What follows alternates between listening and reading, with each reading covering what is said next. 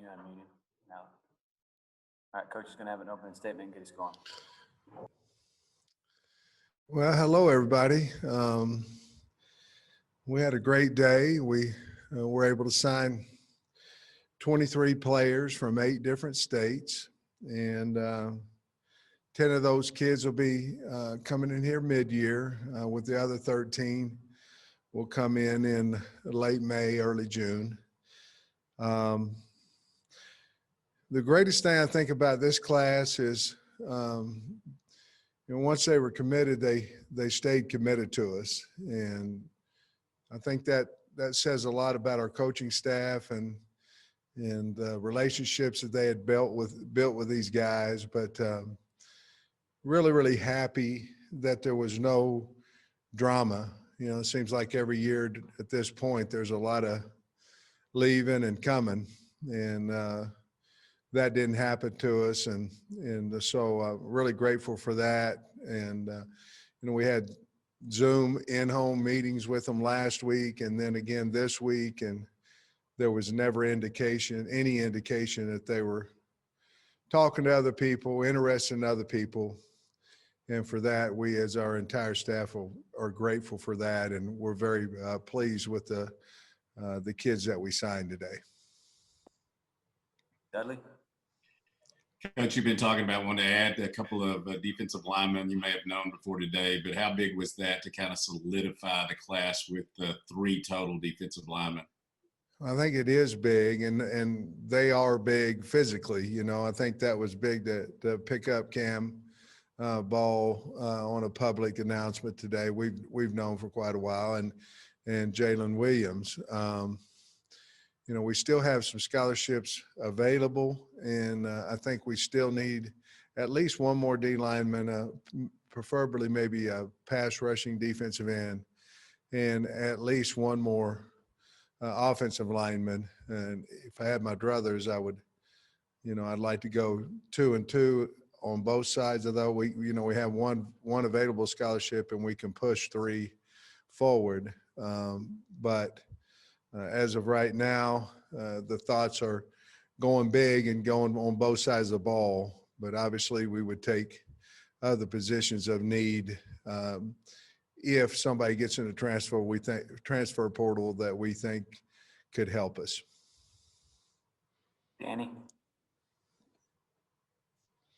Hey, Coach, I may be wrong here with my dates, but I think March 7th was the last time you could have anybody on campus. Then, of course, everything went virtual. I'm wondering, what were some of the pros and cons of going virtual, and do you think that's going to change maybe how coaches look at unofficials and all these visit opportunities going forward? I think there's going to be way more of the Zoom world, even when you can go out and see kids, and when you can have them on campus. I think there'll be a little bit more Zoom world, especially with the kids that aren't close, in our state or bordering or can't get here. We've learned a lot, especially me. I've learned a lot about technology. I'm still way behind most people, but learned a lot about technology, and this, even what we're doing right here, was very, very uncomfortable back in March. And now it just seems to be, what we do, So I think we'll add a little bit of what we're doing right now to our recruiting, and certainly we'll look forward to going out and being able to get face-to-face with our recruits, or at least see them at practice. Nikki? Nate's having a hard time. Yeah, no, Sam, unless I miscounted, there are only like 3 from Arkansas. Was that a concern that you only had? I mean, I could have miscounted that, but there are less from Arkansas than you would have liked this year? Well, we got 4 from Arkansas, and I don't know that we offered a whole lot more than that. Certainly you want to get a lot of kids in your own state. I believe that the Razorback means something to them, but we did not get every kid in our state that we offered, even though we would have liked to, but we were not able to lock down the state totally. Nikki? Yeah, Coach, what do you think you've added with the skill position guys, especially the wide receivers, that could definitely be an area where there's room for a young guy to come in and impact? Yeah, I thought Coach Stepp did a great job with those guys. And if you look, there's a lot of talent there with Keytron and Rocket and Jaden and Bryce. Bryce Stevens will have a decent chance, a good chance to win the 100 meters and the 4A there in Oklahoma, and AJ's won it. The running back there, AJ Green, and I know we was talking specifically about wideouts, but we got good speed. Obviously Keytron Jackson is a highly recruited kid. Rocket Sanders can play several different spots. We want him as a running back, as a wide receiver, but he's going to play running back for us as well. He's a big athletic guy. And of course, Jaden Wilson is he's a long ball threat, can catch, a nice, great size on him. And you look at the DBs, and we signed 5 of them, so obviously Barry, our system runs 3 safeties back there and 2 corners. And so we wanted to go heavy at that position. We got some really good safeties in that group. We got a nice transfer, Trent Gordon at corner, that we hope and feel like will come in here and give us immediate help. And then, Keywan Parker has great speed, the kid out of Booker T. And Chase Lowry is an athletic guy that can help us in punt returning as well as corner or possible safety. And then Jermaine Hamilton Jordan is a guy that could play a nickel all the way back to a safety position for us. So I think those guys right there, Nikki, we're very, very pleased with those guys. We needed help, and certainly Coach Carter and Coach Stepp did a great job of recruiting their position. Tom? Hi, Sam. Could you say a couple of words about the 2 quarterbacks you got in this class? Yeah, I like them. They're Landon Rogers, obviously here in the state, very big, very athletic. I think he's a guy that would really fit into what we're doing offensively, and has a very strong arm. I think he's still developing. I think he can become much better than what he is right now, but he can run. He's got really good speed, and he's a physical guy, big. Lucas Coley is certainly a guy that's a run and pass threat as well. Not quite as big as Landon, but has played a good ball there in Texas and had a lot of success, very smart. So we felt like we needed 2 quarterbacks in this class. That was one of the things that we started the whole needs with a long time ago, and Coach Browse was able to get those guys to come here. Otis? Yeah, Coach, can you talk a little bit more about each of those defensive linemen, maybe what each of them do well, Solomon and the 2 you got today, and also Outley, just talk about him. You were thin at tight end, and Aaron Outley can help you also. So talk about those 4 if you don't care. Solomon Wright, I loved him. I loved him on tape. He has great explosiveness and can really run. Now, he's not quite as tall as what your typical D lineman would be in the SEC, but he's also much quicker and can run. And I loved him when I saw him on tape. I knew his daddy. His dad played there at Kenyatta, had played there at Oklahoma State, and he's a wonderful guy. And we went after him hard, and I was really happy we were able to sign him. Jaylen Williams, we'd been on him for a long time. We tried. He was a high school qualifier, and we tried to get him last year to come in and help us. And he wanted to wait and see his other options and different things and play there at the junior college and all that stuff. And we were able to get him. He's over 300 pounds. And then Cam Ball, we've recruited him, seemed like forever as well. But he's a guy that, you know, I think a lot of teams have looked at both ways, offensive or defensive line. But he wants to play D-line. I think our needs are both sides, but we need some young, big defensive linemen, and he was able to fit that bill. We were very fortunate to get him. And then Aaron Outley, he was one of the guys, the first guys in this class when I got here that I wanted to offer. I thought he fit in perfectly with what we do. Obviously had an unfortunate injury there, but his injury is healing well. He'll be on time. He's on time on his schedule.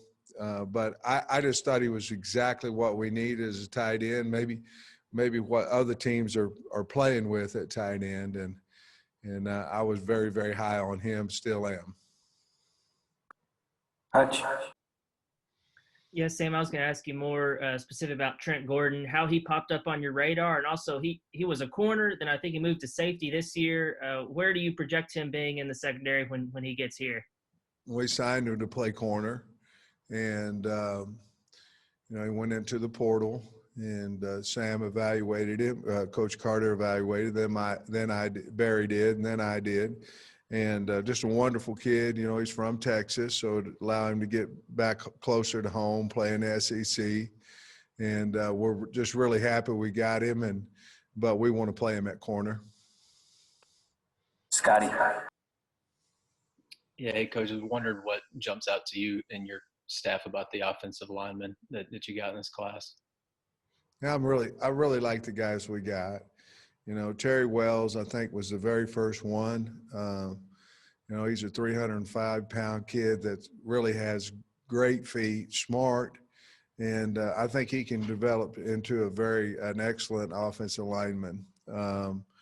Cole Carson, I think him and Devin Manuel both came here on the same junior day, I believe. I think all three of them were here, to be honest with you. Could be wrong on that, but I think all three of them were at junior day and at the same time. And Cole, the only thing with Cole was I wanted to see how big he was, and he came in, and I know he's as bigger than Frank Ragnow was. I remember thinking that whenever I first met him, and I loved him because he had his name on the back of his belt. You know, I kind of like guys like that, and I liked his athleticism on field. I liked his natural ability to explode through his hips. And then Devin Manuel, the first thing that kind of caught my eye about Devin was not necessarily his size, because he's huge, but his basketball skill. You know, I think the first few clips that I saw on him, watching him, was from playing basketball. He's a very good basketball player, very light on his feet. I don't know if raw is the word, but I think there's a lot of things we can do there to help him technique-wise and things of that nature. He's very well coached in high school, but I think when he gets here, the sky's the limit, because he is very athletic and he's huge. And those are the type of kids we need in our program on the offensive line. Bob. Sam, you know, typically Arkansas signs 1, 2, maybe 3 good players from Oklahoma. Sometimes don't sign any. You guys signed 6. That's a huge haul. I know you're from there and you have other coaches with ties to the state. What was the key to getting such a big haul? How do you feel about that group, and anything you want to say about those guys individually? Well, I really like that group. You know, we went over there, and if you really look at the kids we signed, for the most part, we signed a lot of speed out of the state of Oklahoma with A.J. Green, certainly Keywan Parker, Bryce Stevens. Those guys can really run, and so can Javion Hunt. But with Javion, I mean, you sign a guy that their high school's won 5 state championships in a row, very tough. Their main running back for several years. And then, of course, we signed Cam Little, who, in our opinion, is as good a kicker as there is in the country. And we were very fortunate to get him. You know, you'd look from here to Oklahoma City, and I don't think it's much more than 3 hours. Maybe if it is, it's not much more than that. And of course, Tulsa's, it depends on how fast and traffic, but you're looking at an hour and a half. And we should go over there to Oklahoma and signing 6 out of there. Certainly was a plan. When you get the head coaching job, you try to form your staff around obviously good men, good coaches, and then good recruiters, and then where can they go into? We still have a Georgia ties on our staff, and we were able to go in Georgia and sign, I think, 3. And we have Oklahoma guys, myself, Cooper, Brad Davis played at the University of Oklahoma. So we have several different guys that have ties in the state of Oklahoma, and it certainly was good for us this year. Yeah, Barry's from Oklahoma too, right? Barry Odom, he's from Oklahoma. Yeah, Barry's from Maysville and Ada, and certainly, so that's another guy. You're right. Hey, Biddy. Yeah, Coach, I think you'd probably say that there's certain core principles that make somebody a good recruiter, but also there's probably more than one way to skin a cat. And Justin Stepp is developing a pretty solid resume right now as a recruiter. And I was curious what he does that's similar to what you do, and maybe what he does that's different than what you do to allow him to have some success. I think there's, certainly some similarities. I mean, a good recruiter works hard, but I've seen guys that work hard that didn't sign people too, but the first thing, you have to be a relentless working guy. I mean, and it's unfortunate, but sometimes the recruit has to come first, over, you're at a dinner date with your wife and the recruit calls you, you better pick it up. And some of that's a little bit unfortunate, but that's our job. And so you have to become a hard worker. I mean, you have to be a hard worker, and then you have to be very, very competitive. Recruiting has to be personal to you. If you lose a kid at Arkansas, any school in the country, it has to hurt you. It has to be personal, and I think it is to Stepp. I don't know that he was a huge note writer before I came in here, but I know he uses that a lot in his approach now. And then, he's very, very believable because he tells the truth. And if you just say what you feel and you come from the heart, I think the more you do it, the harder it is for those kids to say they no to you. And he gets on them early, and he stays on them. And a lot of times time makes a difference in recruiting. I've been recruiting a kid for 2 months. Somebody's been recruiting him for 2 years. I mean, time makes a difference, and we're trying to get on these kids early and not let that be a factor. And Stepp's real good about finding guys that he likes way ahead of each class. Dudley.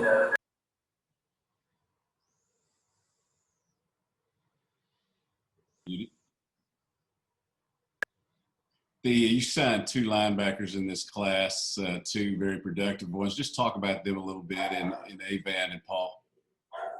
I like Marco.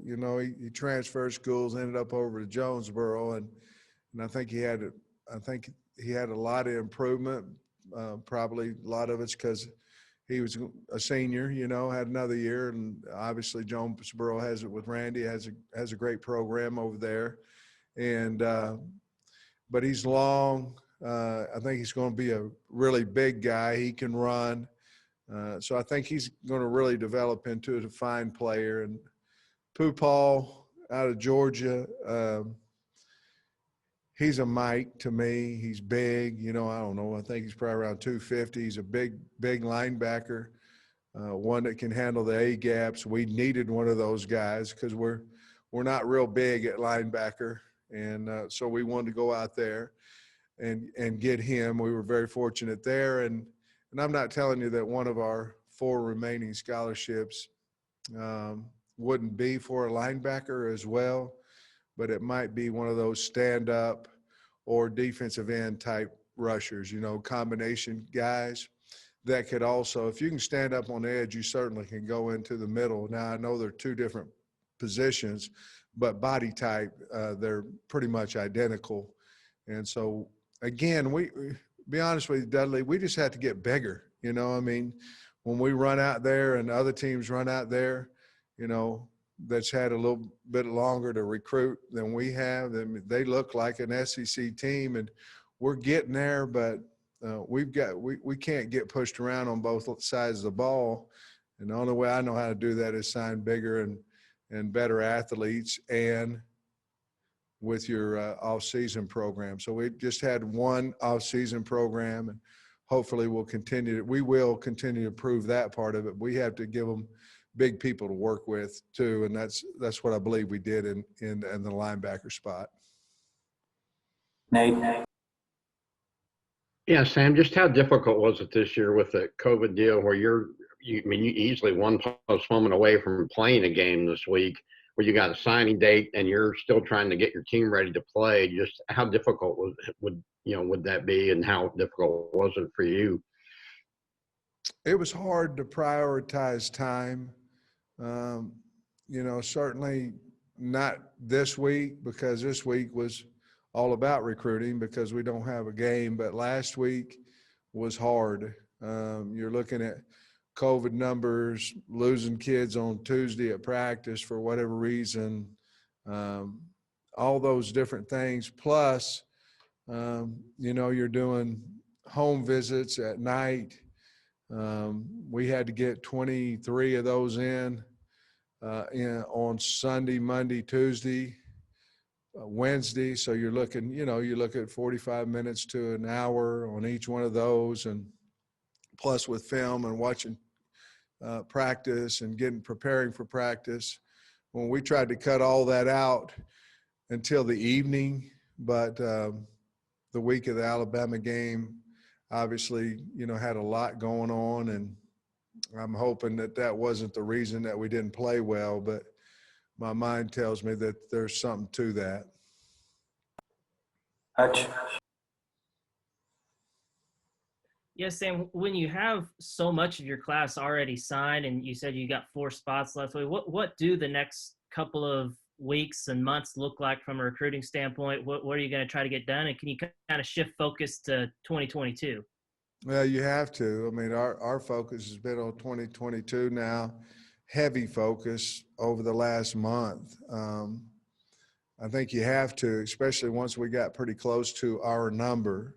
But you know, we have 4 left. I'm going to find the 4 best players in the world that can come in here and help us. And obviously, if that's a high school player, we're still going to recruit high school kids. But if that's a high school player, but my mind is telling me I want 4 guys that have played the game that can help us immediately. Now, that could be a kid, a very highly touted guy coming out of high school as well. You know, I still don't believe that recruiting's over. And, you know, in other words, I believe there's still really good players out there, because a year ago today we're sitting here and I don't remember how many we had signed, maybe 6. And you know, my mind was believing that we was going to go sign the greatest class ever, you know, and once you get out on the road, you realize a lot of the kids are gone already, you know, so but we're going to concentrate on those 4 very, very important scholarships, and we're going to move forward in the 2022 class. 2 more. Nikki. Yeah, Coach, say visits start opening up this summer or something. How much better do you think a 2022 class can be once you can get kids on campus? How much easier is evaluating? I know it must already be tough with these 2022s to, you know, trust the film. Well, Nikki, I think you can always miss on a guy. Character-wise, you know, you may not be around him enough and things of that nature. But it's very hard to miss on a kid athletically if you have him on your campus and he's worked out for you. You know, you ask him to do exactly what you're going to ask, you know, him to do in individual and in team. those are things that are a little bit scary about what's going on right now. You know, you want to make sure you're right on a kid, have him come to camp. And so that would be invaluable. I mean, that'd be crazy value to that. The other thing is, you know, going to people's homes and things, you can find out a lot about, and they can find out a lot about us too. But Arkansas, to me, is a school that if we can ever get them on campus, we have a much better opportunity to sign them. And certainly we haven't been able to do that, but, you know, we've made tapes and different things. We had virtual in-home visits and all that kind of stuff. But it's still not the personality of the people coming out and the sincerity and the honesty and all those things coming out. So I think anytime that we can get in front of them, and I think obviously camps, I guess to answer your question with one word, camps would be the thing that probably would help us more than anything. Last one, Tom. So you're pointing toward a bowl now, Sam. I wonder what you have any preferences? Would you like to keep it geographically close just due to the circumstances?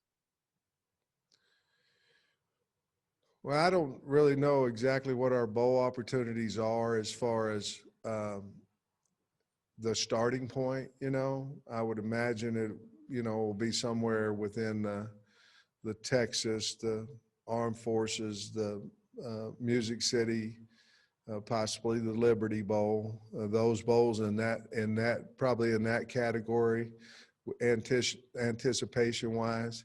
On a normal year, you know, when you get to your pick, if on a normal year, you would really want to pick proximity, you know, you'd want to be able to make it easy for the fans so you could load that stadium up and things of that nature. That's still a high priority for that, you know, if we were able to have a pick. But at the same time, you know, there's places you can go for recruiting and different things of that nature. There's a lot involved in where you end up in a bowl, and then sometimes they just pick you, and that's, you know, that's where you go. But so obviously Liberty sticks out because we're close. Texas sticks out because we recruit that state.